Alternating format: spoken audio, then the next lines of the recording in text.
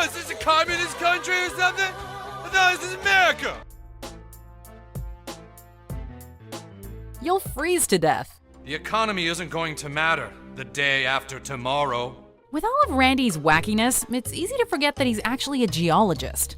After Stan and Cartman destroy a nearby dam, causing a flood, it's revealed that a global warming catastrophe will happen 2 days before the day after tomorrow. We didn't listen! If only people had listened. The town begins to panic that the weather outside the community center has reached an unreal low, but Randy bravely heads out into the dangerous terrain along with Gerald and Steven. Steven! We've got to keep moving!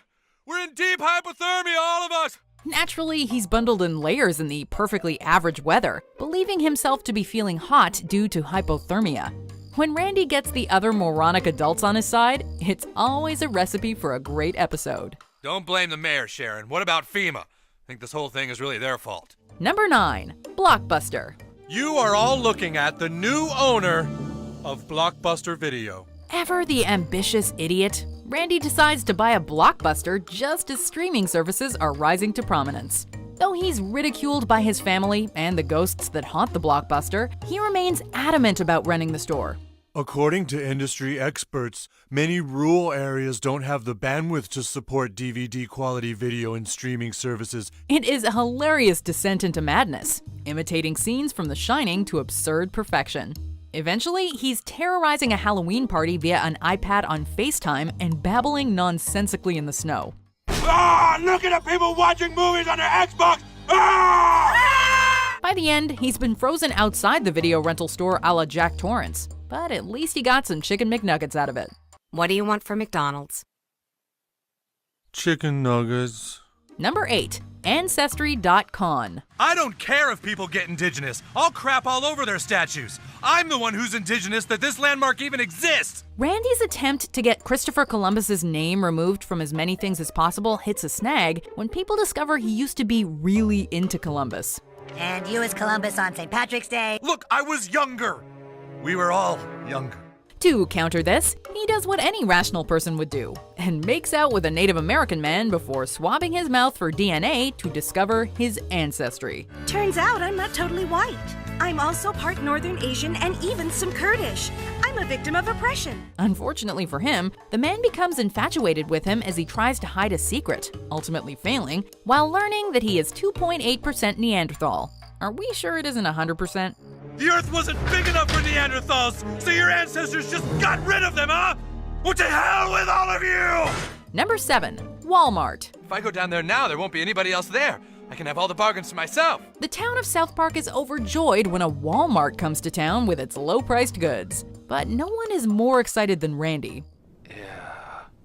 It haunts his dreams until he visits the store at night. And there's nothing more priceless than Randy calling to Stan to show him his new glitter stickers. They were only 99 cents for 15 of them. I couldn't resist. They were only 99 cents. And when it seems like the crushingly monopolized store is taking over, he becomes even further entrapped as he starts working at the Walmart. The screwdriver set is only $9.98. Come on, Dad! I can't make it, boys. You're gonna have to go on without me. Though he tries to be a hero and ultimately helps the boys defeat it, he's once again distracted by the insanely low prices. Everyone get your shoes on. We're going to Walmart. But Dad, we're not supposed to shop at— Stan! One family buying one glass isn't gonna make a difference. Number 6. So Startled. That's the TV in our living room, still showing commercials right now. What do you think about the television, Shelley? When Randy gets a video camera, he becomes a little overzealous. Okay, he gets a lot overzealous. You excited about dinner, Shelley? Though at first he's just recording everything that happens in the house, he takes it to Randy levels of ridiculous when he refuses to put the camera down during a giant guinea pig attack. Oh God, I'm so startled. In a parody of Cloverfield, he documents the event, repeatedly declaring how startled he is with an iconic line. Randy, will you put down that camera? We need to figure out what to do. I don't know what to do. I'm so startled. His antics are once again the highlight of the 2-part episode, and it just goes to show that allowing Randy to be his obnoxious self is always a recipe for great comedy. Give a little peace sign, Shelley. Oh, I know. Hold out your palm so it looks like you're holding the Guinnosaurus Rex. Number 5. Musical Maestro. To be honest, I'm just here for the blowjob. From what I heard, I figured this show must be really sexy and hot, but I just don't see it happening. Inspired by Matt Stone and Trey Parker's own work on Broadway, this episode follows Randy as he writes a musical, after apparently discovering that these productions can make some women become, well, physically amorous. I took my girl to see that show last week. Got the best Hummer of my entire life afterwards. However, some of Broadway's biggest composers, like Stephen Sondheim, take issue with his lack of subtlety. We got wind of your musical. Just what the hell do you think you're doing? Same as you guys. Trying to get men everywhere lengthier, better quality blowjobs. As a result, they bro down and then bro out with Randy, and finally settle on an ethos of respect for all. But the climax comes when he clumsily crashes a performance of Wicked as Spider-Man, resulting in some hysterical destruction. Randy's musical, the name of which we cannot repeat here, is truly the stuff that Tonys were made for. Number 4, The Obama Party. Yes, I can! Yes, I can! When Barack Obama won the 2008 election against John McCain, Randy was pretty stoked. So much so, in fact, that he leads a raucous party of ecstatic Obama supporters through the streets of South Park, putting an Obama spin on songs like Celebration, Mandy, Hey Mickey, and even Who Let the Dogs Out. Celebrate good Obama, come on! It's Obama, Obama. As the night wears on, he grows more and more drunkenly belligerent, believing his actions no longer have consequences thanks to the election. Obama, where you came and you gave without taking. He parties himself directly into the hospital and out of a job, at which point he disavows his beloved president-elect. God damn it! Obama said things would be different! It's Randy at his most excessive, and we wouldn't have him any other way. Can someone help us? My little brother fell out of the window. Number 3, Poop Dreams. Gross, Dad, sick! All right, will you flush the toilet now? What would a South Park list be without an entry about poop? Sharon, you gotta come see this. Randy couldn't be prouder of his enormous crap, calling the European Fecal Standards and Measurements Office to confirm that it is indeed the world's biggest. Unfortunately for him, Bono immediately steals his thunder with an even bigger crap. But Randy persists. With a diet of P.F. Chang's, he manages to curate a crap even bigger than the original record, which, as it turns out, was Bono himself.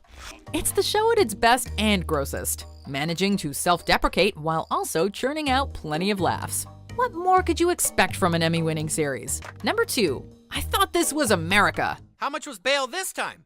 $100, no big whoop. Boy, you really beat the crap out of that conifer, Dad. When Stan's Little League team reluctantly dominates baseball season, Randy's storyline parodies sports films by working his way up the fighting dad circuit. Come on, let's go! I'm right here! At every game, he starts a fight with a father from the opposing team and is promptly arrested, even though this is America. What, is this a communist country or something? I thought this is America! Despite feeling discouraged about fighting the Bat Dad at the state championship, Sharon inadvertently inspires him to continue. You want to break me down? You want to hear me say it? I'm scared! He has the fight of his life with the Bat Dad, unintentionally saving the day by getting the game thrown and keeping the kids from playing any more games.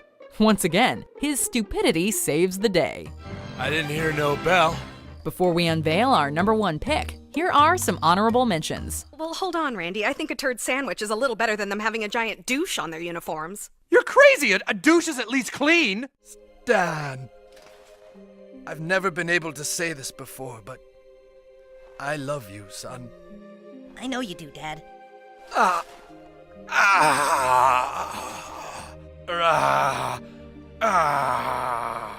Okay, would you mind being the coach of the South Park Sarcastball team? Jesus Christ! Yes, I would love to be the coach of the Sarcastball team!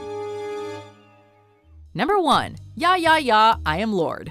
Because there's fishnet stockings inside your jeans? In my jeans. Randy? Do you have something to tell me? Yeah. A season 18 episode revealed that Randy has been living a double life as both Randy Marsh and pop star Lord. I started singing while I was in there, and then I started writing things down. It all started when he wanted to use the women's bathroom, but became a superstar in the process. Yeah, feeling good on a Wednesday. As the secret begins to come out, he writes the catchy song Push, about pushing through adversity and maybe about pushing something else. And then finally I used the auto-tune. Sparking thoughts, feeling good on a Wednesday. hope, giving me the hope to go on. The gag runs throughout the 18th season, with Sia making a guest appearance as the edited voice of Lord. The real-life Lord herself even praised the portrayal and the episode's themes of transgender acceptance. Yeah. Unload, yeah. It's absurd, hilarious, and everything we've come to expect from Randy Marsh. No. Randy? I thought you were at the grocery store.